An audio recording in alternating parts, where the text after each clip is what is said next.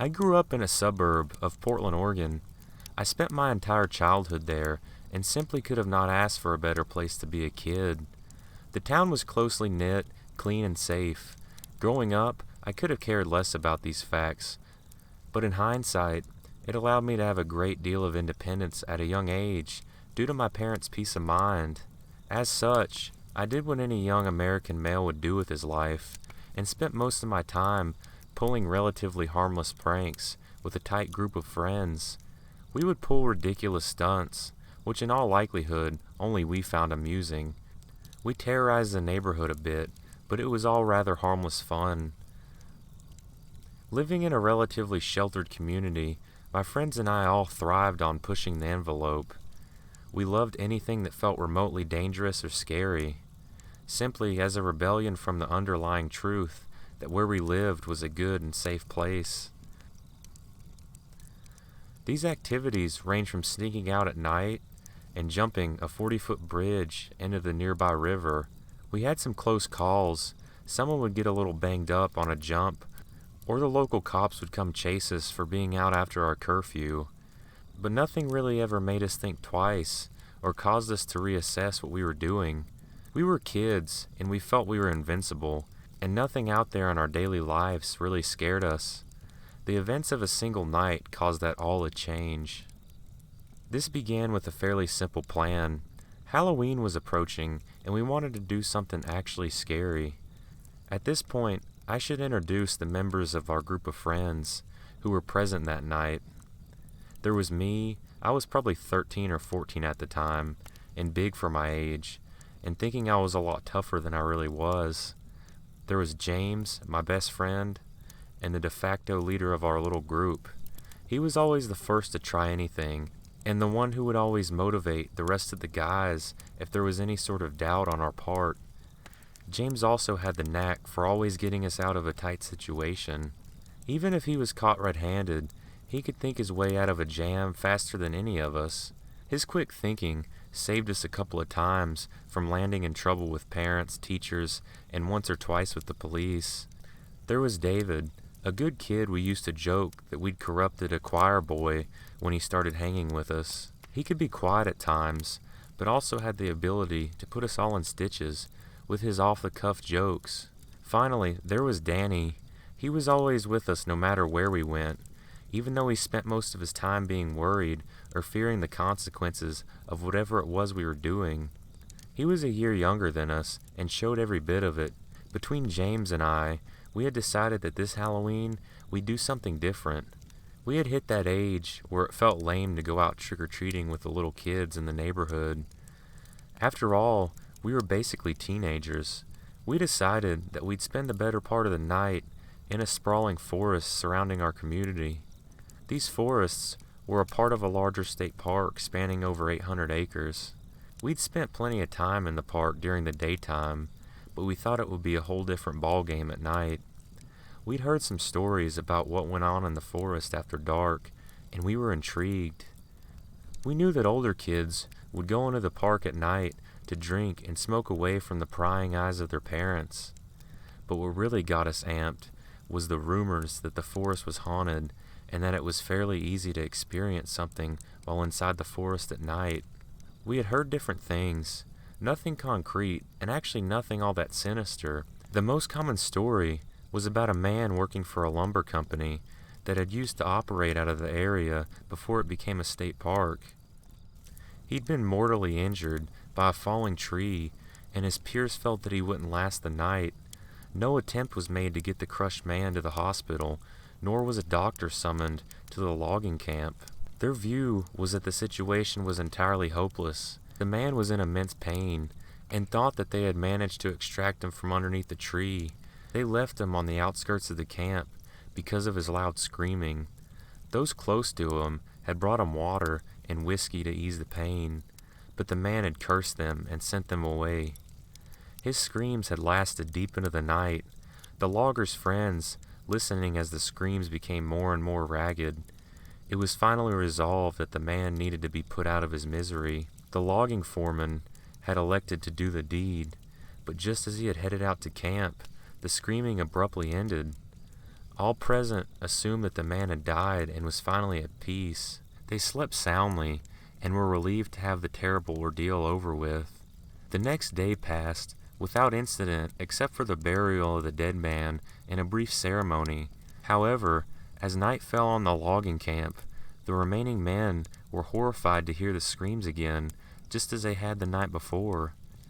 The screaming continued as the men stared wild-eyed into the darkness surrounding their camp. The men began to crack. Some only wept, and others stared silently into the fire. All wished for the screams to end. Once again, the foreman rose, without a word, and began walking towards the fresh grave. But before he had left the vicinity of the camp, the screaming once again stopped. However, this time the woods were not silent. The men could hear an extremely faint sound, the sound of a woman's voice, singing what sounded like a child's lullaby. The men strained to hear the words, but none of them could make it out. They whispered to each other that perhaps it was the spirit of the forest, coaxing the dead man to rest at last. Much of the logging in the area dissipated in the years to follow, as more profitable tracts of the land were made available in other parts of Oregon, with better proximity to sawmills and rail lines. But this story has persisted in the area for generations. With stories like this surrounding the park, there were many reasons for us to want to spend our night inside the forest. Looking back on that night, it seems to check off all the boxes on the horror movie cliché. Checklist, dumb plan, check. Halloween night, check. Stories of a haunted place that had persisted for generations, but no one bothers to give any credence to, check, check, and check. When I have told this story to the people in the past, they range from skeptical to genuinely freaked out. But one comment that I get more than any other is this: the story would be a whole lot more believable if you hadn't started it with one Halloween. I am in total agreement. The only problem is this actually did happen on that night. So Halloween night rolls around, and we head out. We were going to chaperone my little brother and his friends as they collected candy. We had also said that once the little kids' night was over, we were going out ourselves and would probably all crash together at one of our houses. We walked with the little guys for a while until they linked up with a larger group of kids and parents from our neighborhood. Sensing our chance, we ditched out and headed to a side entrance to the park. The entrance was blocked off with barricades to prevent this exact thing from happening, and we actually thought we'd have to find another entrance when we saw a police cruiser park right next to the wide mouth of the path. The cruiser turned out to be empty, so we hurdled the barricades and plunged into the park. It was incredible how quickly it could turn pitch black when you're walking beneath the forest canopy. It's an uneasy feeling just leaving behind the streetlights and the noise of the road for a narrow, quiet path through the woods. We hadn't gone more than a quarter mile before Danny started to complain. He was nervous. He was tired. He was anything that would get him from going any further into the woods. We tried to guilt him into staying, but he walked off wordlessly back towards the road. David followed after him, leaving James and I shaking our heads in disbelief. We'd planned this all week, and the two of them had already turned around. We complained about them to each other and then pressed on. We walked further and further into the woods, using a small mag light to see the path in front of us. Houses were no longer visible, and the darkness was so thick that it was almost claustrophobic. James cracked some jokes, but it was obvious that we were both feeling rather uncomfortable. It's hard to articulate, but as we walked on, we were overcome with a feeling of increased dread. It could have maybe just been the forest, or maybe we were just a couple of easily scared kids, but something just felt entirely off.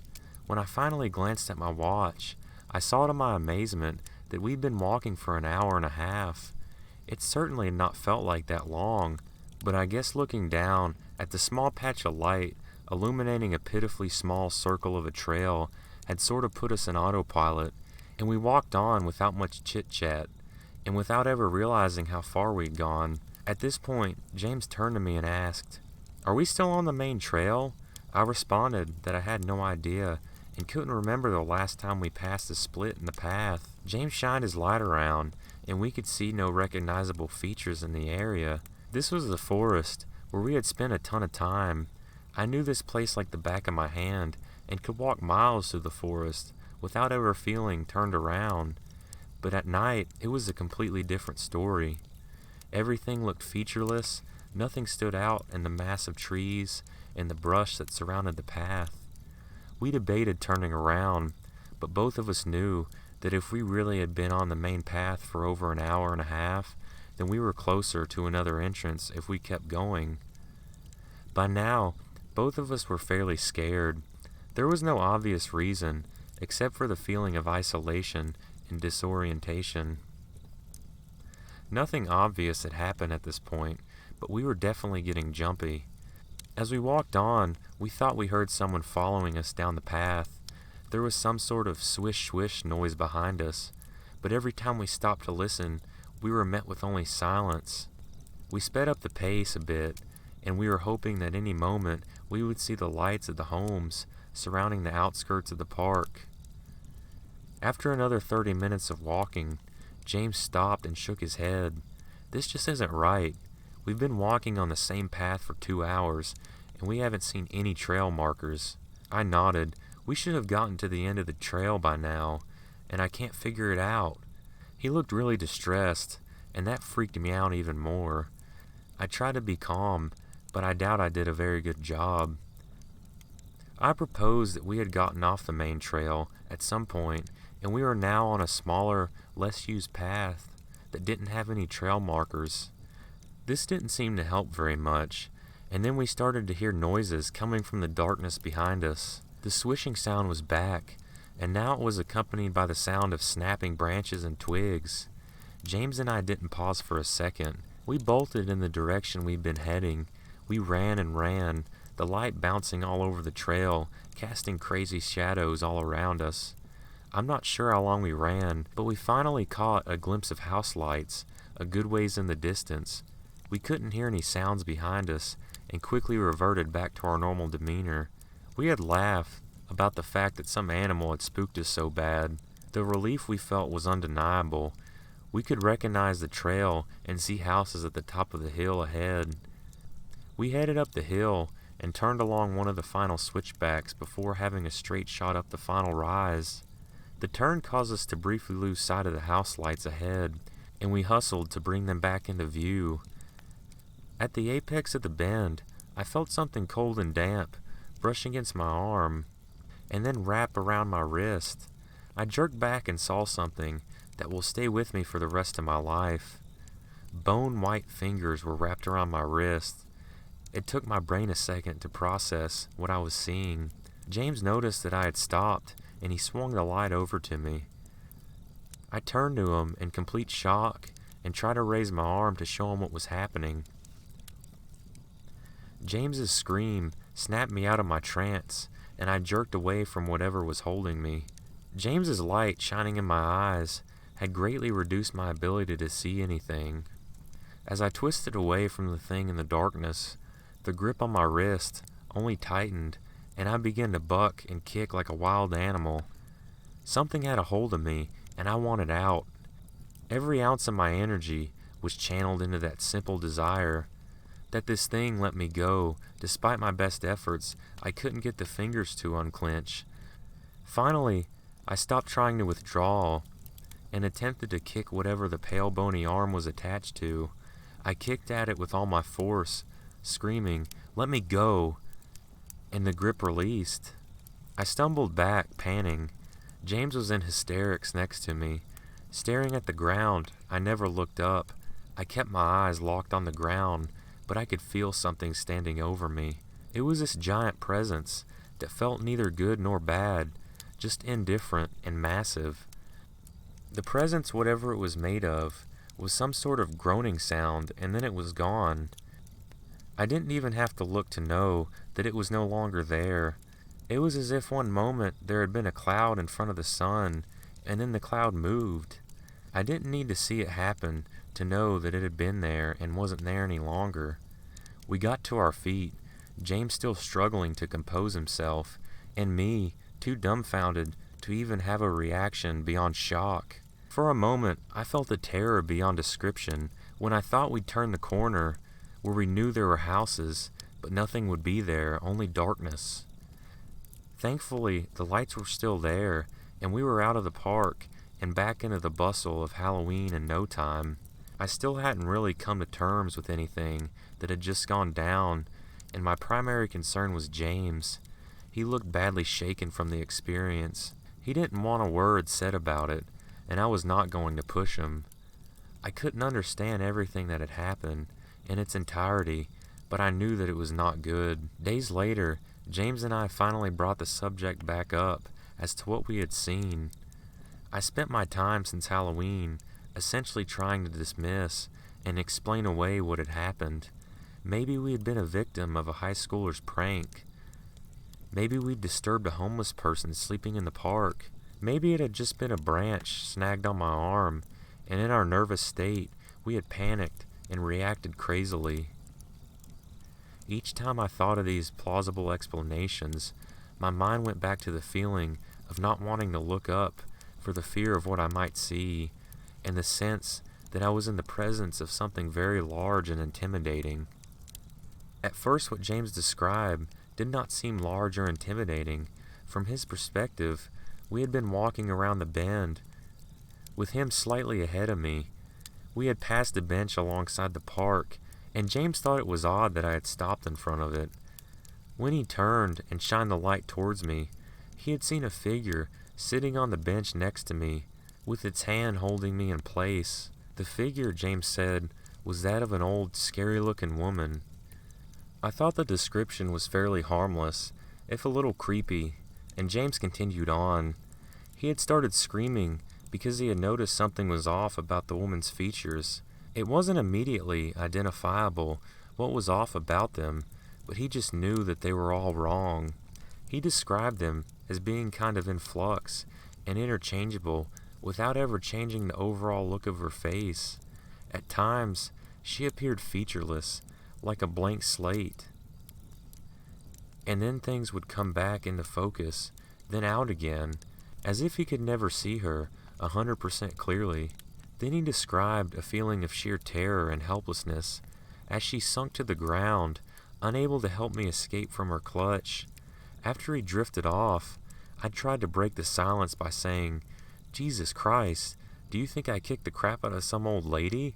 James laughed.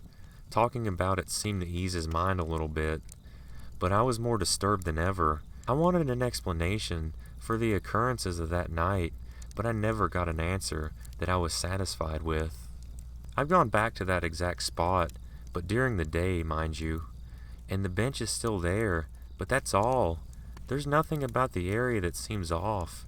Whatever had happened that night was seemingly confined to that particular place during that particular time. The experience did shake us quite a bit, and it took quite a while before we ever really sought out trouble again. I guess I can't say for sure what really happened or what that thing was, but I can attest to the fact that the terror that we felt in the woods that night was undescribable. Something so foreign happened that the parts of my mind literally shut off during the experience. I have never experienced a similar feeling in my life, and honestly, I hope I never do.